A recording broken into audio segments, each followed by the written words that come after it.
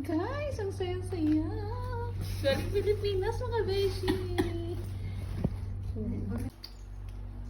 Bagong hango.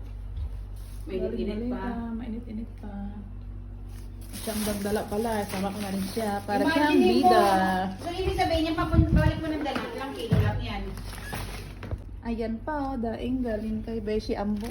Thank you, Beshi Ambo, sa iyong pagtsatsaga bumili ng mga ganyan. Ito yung hotdog. Nandito yung hotdog. Huwag mo ka na isang content.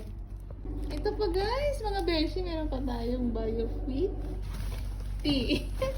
Thank you, Beshi Ambo. Si sexy na ang iyong Beshi. Will mag-channel.